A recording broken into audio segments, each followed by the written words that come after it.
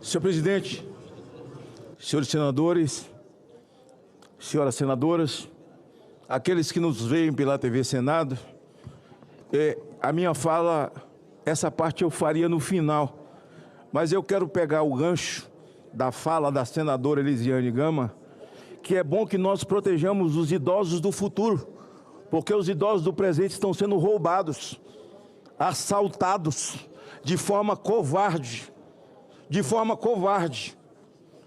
Idosos, não importa o tamanho da sua aposentadoria, senadora Damares, não importa se é aposentado no Fundo Rural, os mais simples, não importa se é aposentado com o teto de salário de ministro, ou com 15, 20 mil reais, ou não importa se é um indivíduo que recebia tão somente um bônus do governo, e todos de maneira coletiva foram assaltados pelos assaltantes da Previdência.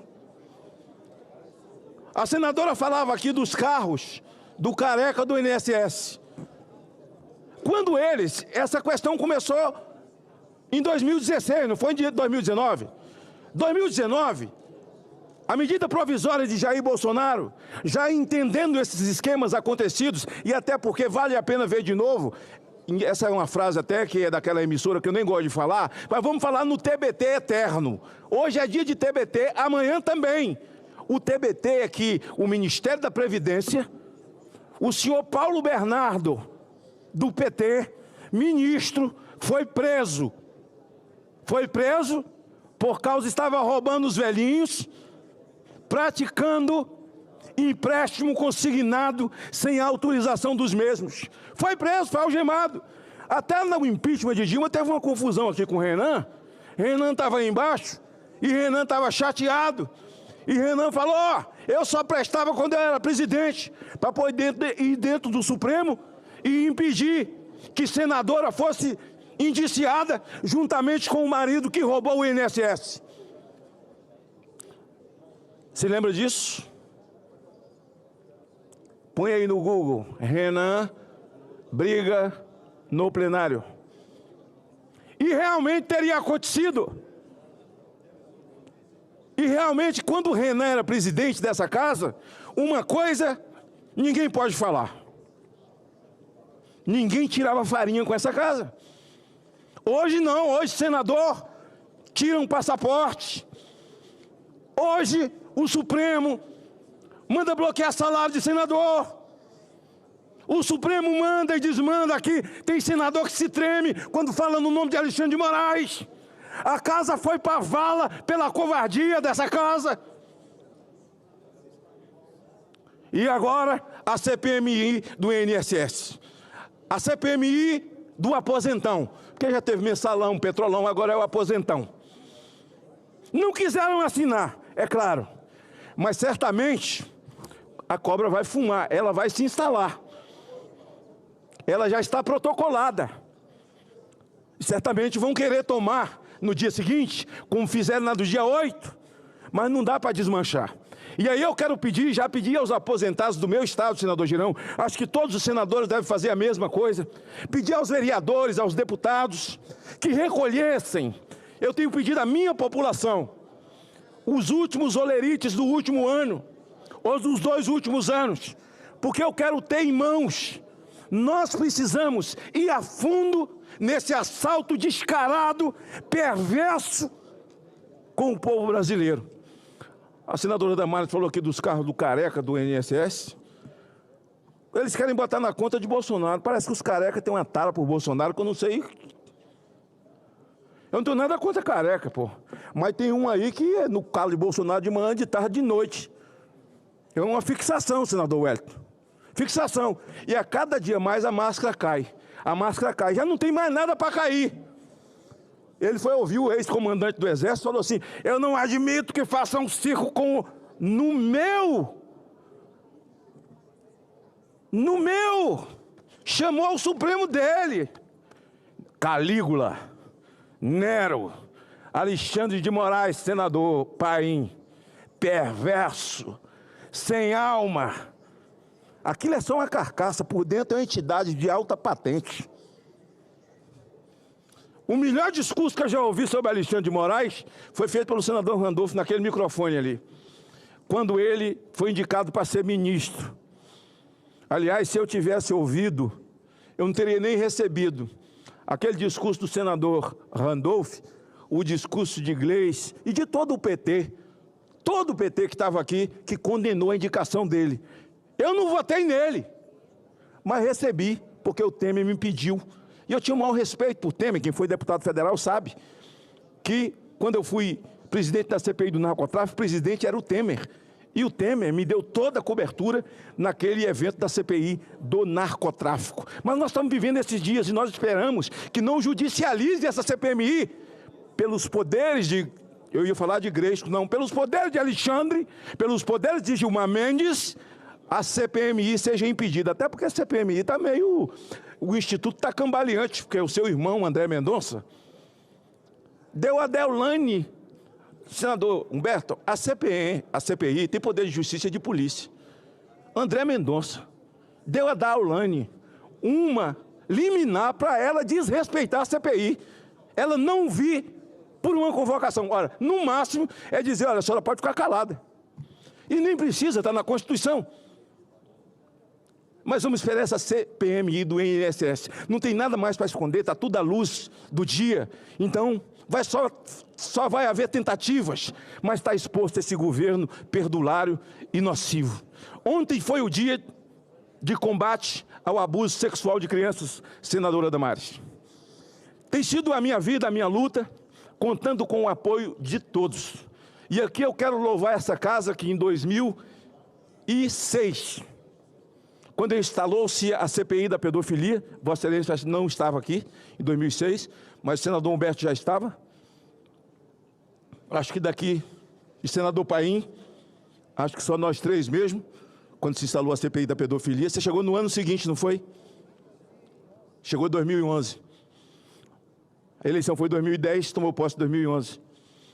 Naquela ocasião, instala-se, e é a primeira vez que em 18 anos se muda o Estatuto da Criança e do Adolescente, quando nós mudamos o 240 e criminalizamos a posse. Ou seja, a internet estava chegando com força e todo e qualquer pedófilo, abusador de criança, acumulava nos seus computadores milhões de imagens de crianças sendo abusadas ou imagens para ser vendidas, transacionadas, e naquela época o movimento era de 3 bilhões por ano. Mudou-se o 240 e então o Brasil foi incluído nos países de primeiro mundo com a criminalização da posse. Em seguida, aprovamos a chamada infiltração, lei da infiltração, que era uma lei que já existia nos Estados Unidos, senador Chico Rodrigues, inserindo o Brasil, que se tornou o 20º país a ter essa lei.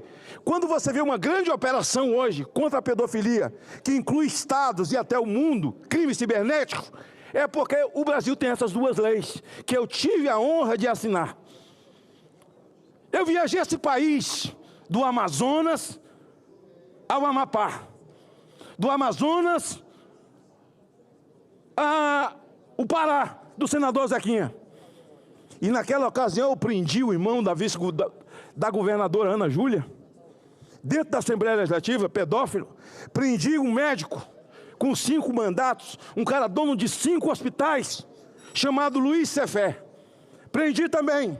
E tudo que a senadora Damares, que está sofrendo o processo, falou sobre o Marajó. Eu estive no Marajó 3 vezes. Estive com Dom Ascona. Eu estive dentro dos barcos. Eu investiguei e dei a solução. Se o senador Jada estivesse aqui. E digo ao governador do Pará, senador Zequinha, que tem jeito. É só colocar câmeras dentro dos barcos de navegação e ligar o sistema de interação de segurança pública do Estado. Vai ver passageiros, vão notar crianças que vão entrar e vão sair. Essa história, como negar uma história de crianças que são colocadas em canoas e levadas para dentro dos barcos por causa de 1 quilo de arroz, ela desce, é abusada lá dentro e volta, e ainda estão dizendo que é mentira. Senador Conclua, Excelência. Justiça seja feita. Ontem foi o Dia Nacional. Essa tem sido a minha vida. Eu tenho dito sempre, senador Girão, nós crescemos ouvindo que criança é o futuro do Brasil, senador Wellington. Criança nunca foi futuro do Brasil. Criança é o presente. Ou cuidamos do presente, ou não teremos futuro. Em a era de internet, a era das bets, que de forma infeliz foi votada por essa casa. A época em que eles estão querendo aprovar bingo e cassino. E nós vamos lutar até o final para que isso não aconteça. São dias difíceis, senadora Damares, para se criar filho na era da internet. Mas eu quero alertar os pais, quero alertar as mães, quero alertar professores e todo ser humano que as crianças são filhas nossas. Pedofilia e droga não é problema meu, é problema nosso. Criança nasceu para ser amada e não para ser abusada. Boa tarde, senadores e senadoras. Agradeço ao presidente em exercício aqui do Senado Federal. Hoje nós ouvimos na Comissão de Relações Exteriores o ministro Mauro Vieira. E é necessário aqui fazer um recorte, né, do que ele disse nessa ocasião. No fundo, esse requerimento havia sido apresentado por um tempo, já faz um tempo por mim, e os fatos foram se avolumando. Embora eu respeite muito a tradição diplomática do Itamaraty, do Brasil, seu corpo de profissionais, eu creio que a diplomacia presidencial brasileira está no seu pior momento. Tivemos uma sucessão de erros nos últimos 60 dias. Primeiro, concessão de asilo diplomático à ex-primeira-dama do Peru, a corrupta Nadine Heredia. Ela foi condenada no dia 16 de abril, naquele país. No mesmo dia, refugiou-se na Embaixada do Brasil em Lima e conseguiu um asilo relâmpago. Nunca vi um asilo tão rápido. Na mesma tarde estava tudo resolvido e ainda foi enviado um avião da FAB para buscá-la e trazê-la ao Brasil. Eu indaguei ao ministro, o senador Magno Malta, por que concedeu o asilo diplomático a alguém que foi condenado criminalmente por corrupção? Porque o asilo político, o asilo diplomático, ele é concedido a pessoas que estão sendo perseguidas politicamente por acusações falsas, ou eventualmente por crimes de opinião, ou por serem opositores, não estarem tendo lá o devido processo. Não tem registro de nada disso no caso da Nadine Heredia. Ao contrário, condenação por corrupção e, pasmem, suborno pago por uma empreiteira brasileira, a Odebrecht. Esse é o tipo de asilo que nós queremos conceder? Como se não bastasse, foi invocada uma razão humanitária de que ela teria feito uma cirurgia na coluna. O mais estranho é que ninguém esclarece que cirurgia na coluna foi essa. O que teria tornado ela tão debilitada? Dias antes dela obter o asilo diplomático, consta que ela foi filmada. Isso foi divulgado por uma revista, o jornal peruano Panorama, reproduzido pelos veículos brasileiros, no qual ela estava em um clube se locomovendo normalmente. E indaguei ao ministro Mauro Vieira: ministro, foi feito algum exame médico independente para saber se de fato existe uma condição de saúde deteriorada? Não, não foi feito nada. Contrasta esse procedimento da diplomacia brasileira com o que nós vimos em relação à Argentina. A Argentina concedeu asilo político a 5 venezuelanos que estavam sendo perseguidos, aí sim, politicamente, pelo ditador, pelo tirano de Caracas, Maduro. Eles se refugiaram na Embaixada Argentina. O Brasil, louvadamente, até assumiu a guarda da Embaixada após o rompimento das relações bilaterais entre Argentina e Venezuela. E no dia 6 de maio, eles foram resgatados, aparentemente pelos Estados Unidos e com apoio da oposição venezuelana. O Brasil não foi informado. O ministro Mauro Vieira confirmou que o Brasil não foi informado. E eu fico indagando se o Brasil não foi informado, por quê? Não é mais um parceiro confiável para a oposição da Venezuela? Por que o Brasil foi deixado ali no escuro? Mas o contraste entre a posição do Brasil, que concede asilo a alguém condenado por corrupção, com a posição da Argentina, que concede asilo a perseguidos políticos na Venezuela, é gritante. Eu tenho uma parte aqui primeiro do senador Amin.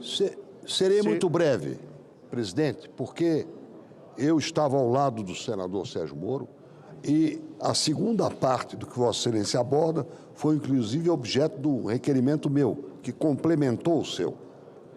Essa posição, realmente, eu que sou um defensor da diplomacia brasileira, do Instituto Rio Branco, dos nossos diplomatas, eu compartilho o seu constrangimento e o constrangimento daqueles que militam na carreira da diplomacia. Pressurosos para dar asilo político a quem a justiça já condenou por corrupção. E lentos na proteção a perseguidos políticos. Essa contradição realmente me constrange como brasileiro e eu sou solidário com o que Vossa Excelência está aí a falar. E li, na ocasião, complementando uma carta de 26 de abril, escrito por esses asilados da embaixada, no qual eles cobravam do Brasil uma atitude mais rigorosa. Ora, Lula não é próximo a Maduro, não mantém relações diplomáticas próximas, não o recebeu aqui com tapete vermelho em 2023. E nessa carta esses venezuelanos cobravam, sim, porque a diferença de tratamento, porque Nadine Heredia, a ela é concedido tão rapidamente esse asilo a jato, não confundir com a Lava Jato, mas concedido esse asilo a jato, enquanto para os refugiados ali na embaixada, o Brasil não se empenhou na mesma intensidade, pelo menos. Lula nunca falou publicamente sobre esse fato, aliás. Também o senador pediu uma parte.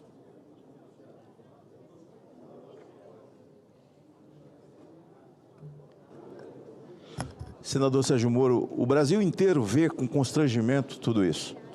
Uma condenada, a senhora Nadine, por corrupção, que envolve uma grande empresa do Brasil, a Petrobras. Vossa Excelência era o juiz da Lava Jato, e isso ocorreu em outros países, e lá um dos presidentes se suicidou, o outro está preso, e ela, de maneira muito imediata, aliás, mais rápido do que imediatamente, vai um avião da FAB buscar essa mulher. Eu tenho aqui as minhas conclusões. Ela é um arquivo vivo. Foi um arquivo vivo resgatado. Agora, essa desculpa de que ela está com problema de coluna, veja só, que quem não cometeu nenhum crime, Clezão, tinha problemas de comorbidades e morreu dentro do presídio do Brasil e não foi resgatado. E ela foi resgatada porque ela tinha um problema de coluna. Não, ela tinha um problema moral. Ela tem um problema moral. E aí o avião da FAB se desloca e vai buscar rapidamente. Eu acho, e pedi para protocolar agora, que nós precisamos trazer aqui o ministro da Defesa e o comandante da Aeronáutica, que é quem pode dar dados técnicos. Eu penso que até o embaixador, que hoje esteve aqui, na verdade, eles são treinados para ser educados e, em última instância, quando serve a um governo, passar o pano, invernizar, sem ter comprometimento. Agora, o comprometimento no Brasil, com o resgate dessa corrupta, que tem hoje o marido preso, com o avião da FAB, com o dinheiro do povo brasileiro, que já está sendo depauperado, dissecado, desrespeitado, da maneira que o povo brasileiro está, e diante de um quadro como esse, para nós é vergonhoso, é deplorável. E eu espero que a gente vai ouvir o Múcio, espero que a gente vai ouvir o comandante da Força Aérea, para que a gente possa ir a fundo nessa questão, porque não pode parar por aí. É um desrespeito, um assinte a todo o povo brasileiro. Na continuidade aqui, eu só quero também apontar que indaguei o ministro, porque essa viagem à Rússia, porque o Lula vai aplaudir e abraçar o Putin e as tropas que invadiram a Ucrânia. Ninguém menospreza o papel que a União Soviética ou a Rússia tiveram na derrota dos nazistas na Segunda Guerra Mundial. Mas hoje, infelizmente, eles são os vilões que invadiram a Ucrânia. Indaguei ao ministro Mauro Vieira. havia mais algum líder de um país democrático aplaudindo aquele desfile? Não soube responder, não me respondeu, porque não havia. Lula estava, e como foi veiculado pelos jornais, ao lado de ditadores, de países que, infelizmente, não seguem a nossa tradição diplomática e da tradição da nossa democracia. Ainda adiante, indaguei ao ministro Mauro Vieira, porque Itamaraty publica notas reiteradas criticando Israel pelas ações, pelos avanços ali na Palestina, mas nunca editou uma nota criticando a Rússia pela invasão na Ucrânia. Qual é esse duplo padrão? Como nós podemos entender isso? E por fim, aí vou conceder também uma parte, mas deixa eu só terminar essa observação. Indaguei ao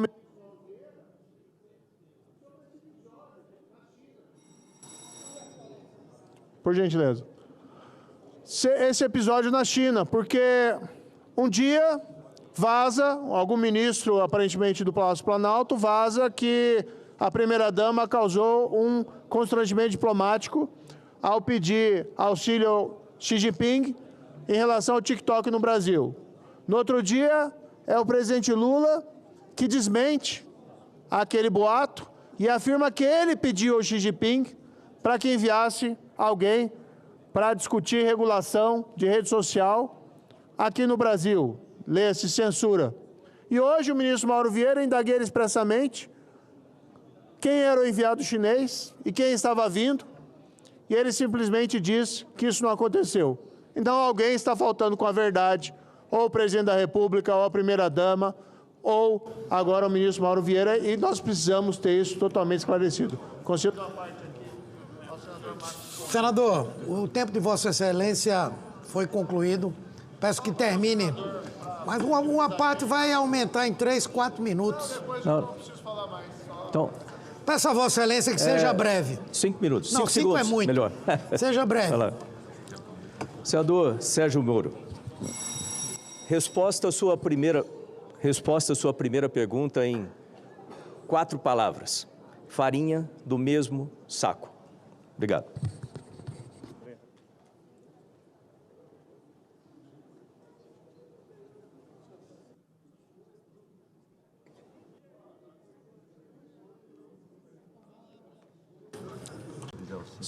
Senhor presidente, uma boa tarde a todos os senadores e senadoras, ao público que acompanha a gente aqui no Senado, aos vereadores que estão aqui, prefeitos também que estão aqui. De qual estado? Roraima. Deus abençoe vocês e fique sempre representando a população, viu? Defende o povo. A todos os servidores dessa casa e a população que acompanha a gente pela TV Senado. Eu quero aqui me dirigir a toda a população brasileira, que raramente vocês vão ver político fazer o que eu vou fazer aqui. Eu venho aqui humildemente, aqui, como meu pai me ensinou. Meu pai falou para mim, filho, quando você errar, tenha a hombridade de reconhecer que você errou. Você não tem compromisso com o erro. E eu vim aqui falar para toda a população brasileira, primeiro, que tudo que eu falei na CPI da Betts, eu não tiro uma vírgula. Porque eu não tiro uma vírgula que eu falei na CPI das Betts. Por que eu estou falando isso aqui para vocês aqui? Porque quem que aprovou essa porcaria foi o Senado. O Senado que autorizou. Então, o que eu quis falar na hora, naquele momento ali, que político nenhum tem como apontar o dedo para qualquer influenciador que for lá na CPI para falar que está divulgando apostas. Porque é regulamentado, é legalizado. Se a Virgínia pode divulgar, é porque o Senado autorizou. É simples. Foi por isso que eu falei que nós não temos moral para poder apontar o dedo. Não é só para ela, para qualquer um, porque nós regulamentamos. Nós não. Eu não estava aqui. E sempre votei contra essa porcaria. Inclusive, na hora que eu falei para a Virgínia, eu deixei bem claro, como eu não tenho como obrigar ela, porque é lei, eu peguei e falei com ela, deixa uma reflexão para você. Se você puder, pare de divulgar isso, você não precisa disso mais. Mas ele entrou um erro que eu fiz, e eu venho aqui pedir desculpa à população brasileira, que não gostou daquela atitude minha. Eu quero só explicar o que aconteceu. Quando eu estava indo para a CPI, a minha esposa me mandou uma mensagem. Falou, você sabe quem está lá hoje? É a Virgínia. A Laísa, que é minha filha, gosta muito dela. Se você conseguir, faça um vídeo para a Laísa, que é minha filha. Aí a hora que eu sento para poder interrogar, para poder questionar a Virgínia, a minha filha me manda mensagem, que está no meu WhatsApp ali. Papai, se você consegue um vídeo da Virgínia para mim?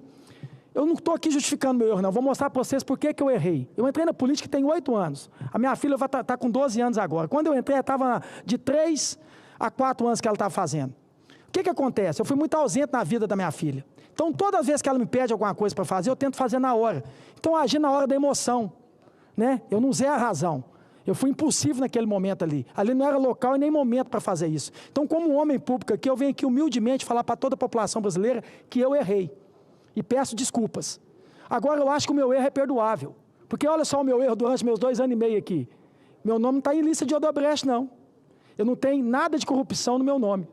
Eu não tenho nada. Eu não fiz nenhum desvio de dinheiro público. Eu não faço rolo com emenda. Eu não faço rachadinha.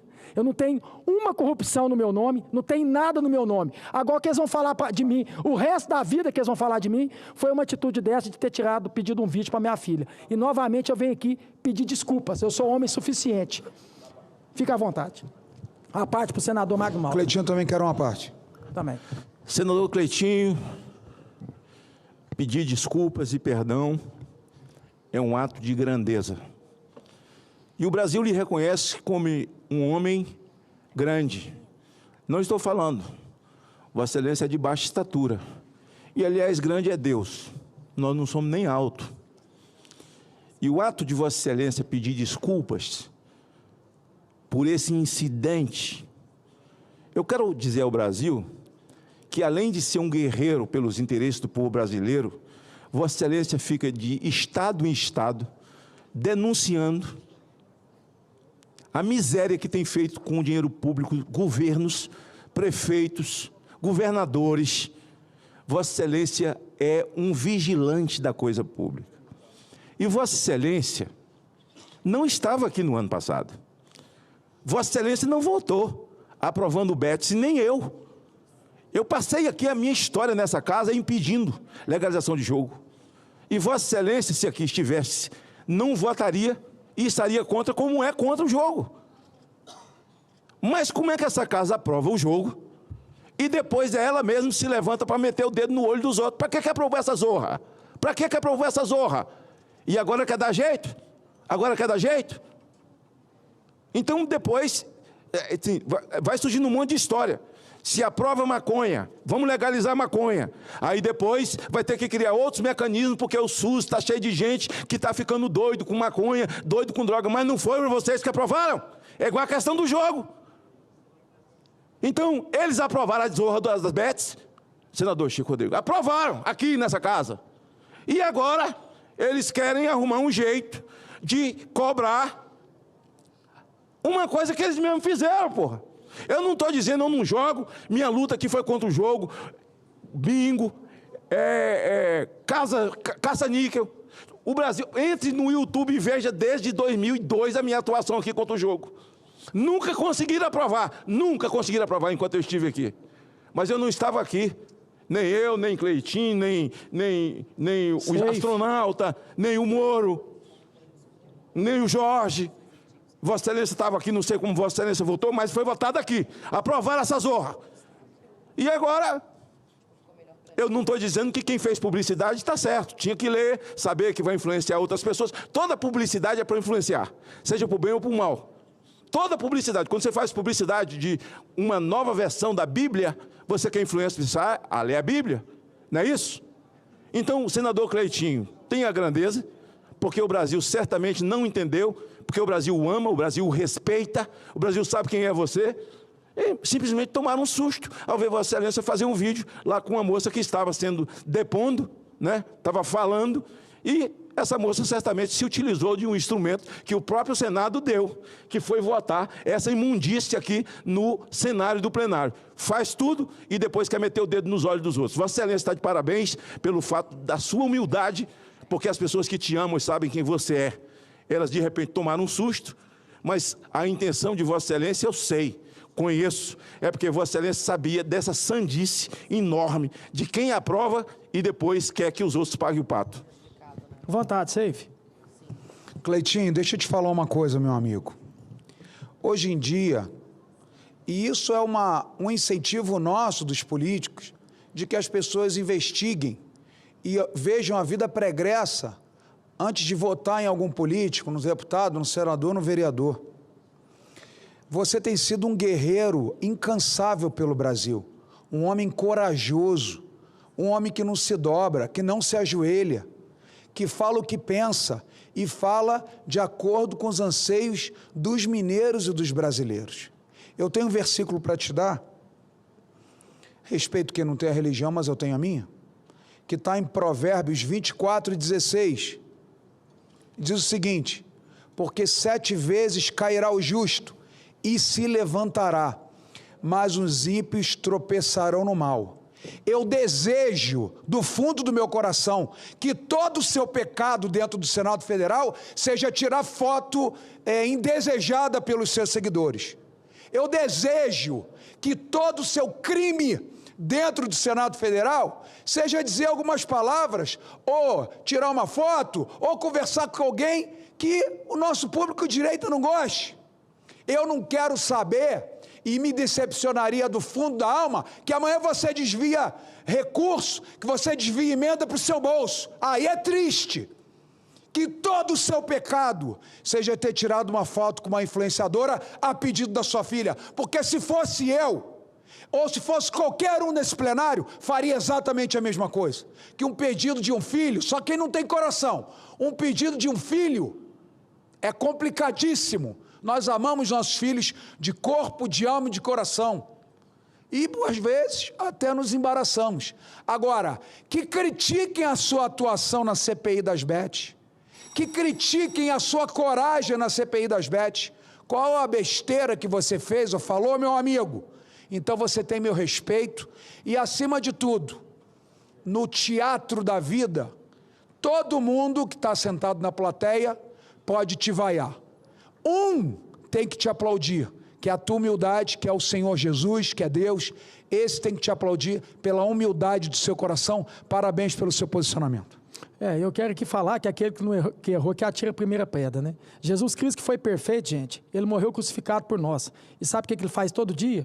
Perdoa a gente todo dia. Então, espero que você também possa me perdoar pela essa atitude. Agora, eu vou tocar no vespeiro. Porque é o seguinte, o que anda nos corredores do Senado falando aqui, e eu não tenho medo, porque pode, igual eu te falei, pode pegar minha capivara e jogar para cima e para baixo. A gente tem que descobrir quem que são os políticos que estavam extorquindo os empresários das bets para poder não vir aqui. Eles também terão que ser convocados. Eles terão que ser convocados. Eu vou tocar ainda mais no vespeiro, que agora eu vou ficar por conta dessa CPI e de projeto de lei também. Porque para mim tinha que acabar com essa porcaria de bets. Eu sempre falei isso aqui e está aqui, ó, meu discurso aqui, desde quando eu entrei. Só que a gente sabe que a gente não vai acabar do dia para a noite. Mas tem uma coisa que a gente pode fazer que vai agradar tanto a esquerda e a direita. Vocês não estão criticando a questão de poder divulgar as bets, como a Virgínia faz, mas não é só a Virgínia que divulga. Tem vários outros influenciadores também que divulgam. A Rede Globo, no horário do BBB, no horário nobre, ela divulga a bets. Todos os times de futebol agora têm marca de patrocínio das bets.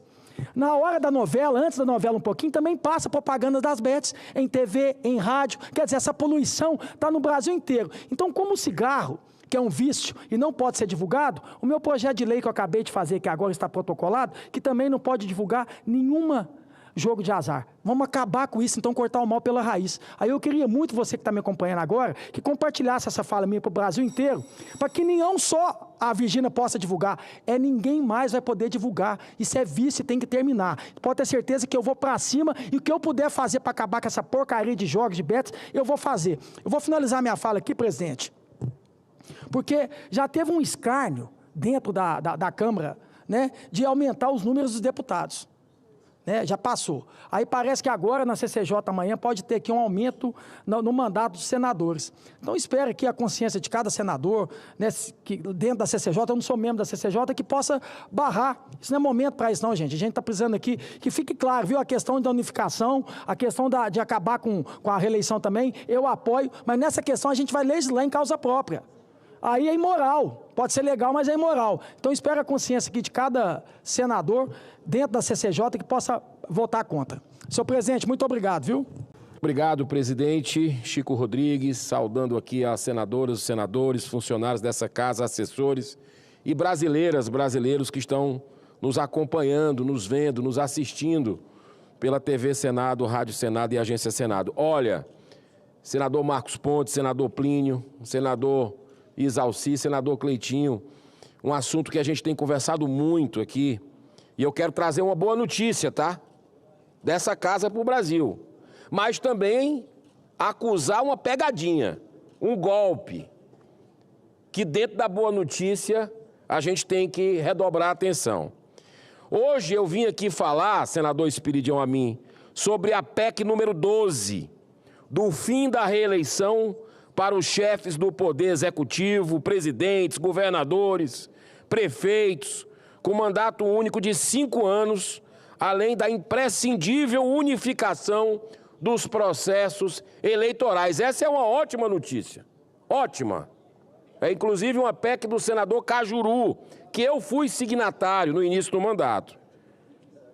Ao longo dos anos, a reeleição trouxe muitos mais prejuízos do que benefícios, sendo claramente prejudicial ao equilíbrio das instituições democráticas. Não são raros os casos de mandatários que, ao invés de governarem para o povo, o fazem pensando apenas em sua reeleição. O cara começa, por causa desse instrumento famigerado da reeleição do Executivo, o cara começa o mandato.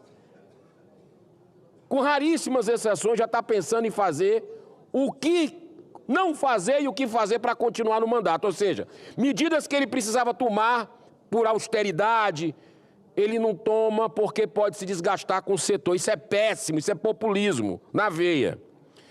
Com essa mudança, nós estaremos dando um claro recado à sociedade. O cargo eletivo não é propriedade de ninguém. É para servir a população e um mandato único de 5 anos é mais do que suficiente.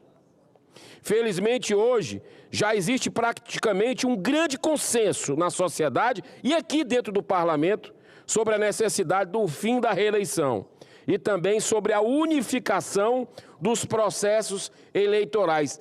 Acabar com aquela história de 2 em 2 anos ter eleição. Isso tira completamente planejamento, a previsibilidade, vai para o espaço. Mas isso ainda é muito pouco quando, quero falar aqui exatamente dos dados apresentados pelo Ministério da Justiça, né, sobre essa questão do fim da reeleição. Olha só o detalhe, as eleições de 2020 tiveram um custo de 732 milhões de reais. Já em 2022, essas despesas ultrapassaram 1,3 bilhão de reais. Mas isso é ainda muito pouco quando levamos em conta a aberração que é o fundo eleitoral, na casa dos 5 bilhões de reais, tudo pago pelos impostos de cidadãos brasileiros que estão com dificuldade hoje para pagar suas contas e comprar comida. Mas essa reforma, essa PEC que nós vamos votar amanhã na CCJ, está caminhando para um fim desastroso. Olha aí, transformar uma boa notícia numa má notícia. Não podemos deixar isso acontecer, porque está alterando o mandato de senadores de 8 para 10 anos.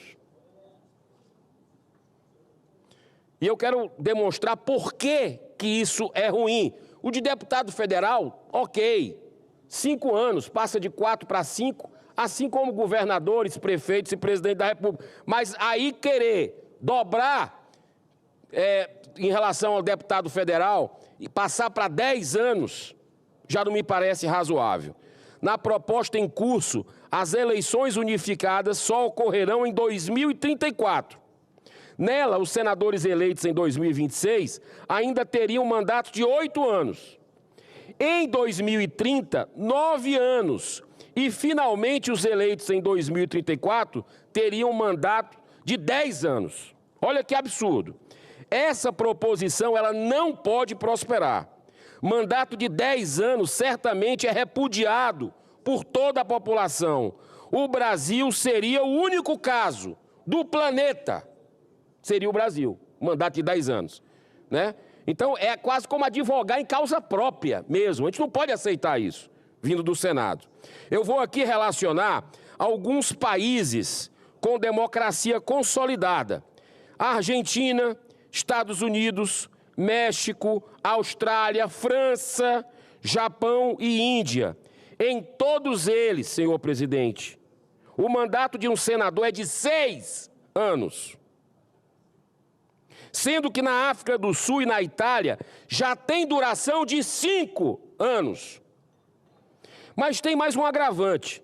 Segundo o levantamento da Transparência Internacional e da ONG Contas Abertas, o Congresso Nacional Brasileiro é o mais caro do mundo, representando 0,55% do PIB, enquanto nos Estados Unidos custa 0,01% do PIB. Outros parlamentos da Europa custam, em média, 6 vezes menos que o brasileiro. Por tudo isso, eu e o senador Carlos Portinho apresentamos uma importante e necessária emenda amanhã. Nela, as eleições serão unificadas já a partir de 2030, com o fim da reeleição. Para cumprir essa transição, basta que o mandato de senador seja de 5 anos, e não 10, como estão querendo colocar. Ou seja, que será a duração, 5 anos, de todos os demais cargos de vereador à presidência da República. Sua execução é muito simples. Os senadores eleitos em 2026 ainda teriam mandatos de 9 anos para se encerrar em 2035, coincidindo com os eleitos na primeira eleição unificada de 2030. A partir daí, todos os mandatos passam a ser de 5 anos na República Federativa do Brasil. Isso aqui será um grande presente que o Senado Federal, o Congresso Nacional, dará para toda a nação brasileira. Além dessa emenda, minha e do senador Carlos Portinho, o ideal é que também pudéssemos avançar para a redução do número de deputados e senadores, em sintonia com a vontade majoritária da sociedade brasileira. Com isso, seria também reduzido o indecente fundo eleitoral numa economia de bilhões de reais a cada eleição. Vai na contramão do que a Câmara dos Deputados fez algumas semanas atrás e que eu senti aqui, senador Jaime Campos, que senadores de vários partidos aqui disseram ser contra o aumento de 513 para 531 deputados federais. Aqui não passa no Senado, não. Pelo sentimento, estavam aqui uns 15 senadores um dia depois da eleição. Eu acho que o senhor estava presidindo, o senador Chico Rodrigues, o senador Jaime estava aqui, e foi unânime aqui, senadores até do PT dizendo serem contrários, né? Então, acho que nós estamos indo no caminho junto para o respeito ao valor do pagamento aí de impostos, que cada vez estão mais altos no Brasil, e a gente dando o nosso exemplo. Então, eu encerro, senhor presidente, com um brilhante pensamento nos deixado há mais de 2.300 anos por Aristóteles. Abro aspas, só fazemos melhor aquilo que repetidamente insistimos em melhorar. A busca pela excelência não deve apenas ser um objetivo, e sim um hábito. Muito obrigado, que Deus nos guie amanhã na CCJ, que a população brasileira que vai acompanhar essa votação esteja conosco, sensibilizando de forma ordeira, pacífica, respeitosa os colegas, manifestando a sua opinião para que amanhã a gente confirme o fim da reeleição para o Executivo e 5 anos de mandato para todos os cargos eletivos no país. O Brasil ganha a democracia que vai estar arejada e vai ser um presente para os nossos filhos e netos. Muito obrigado, senhor presidente.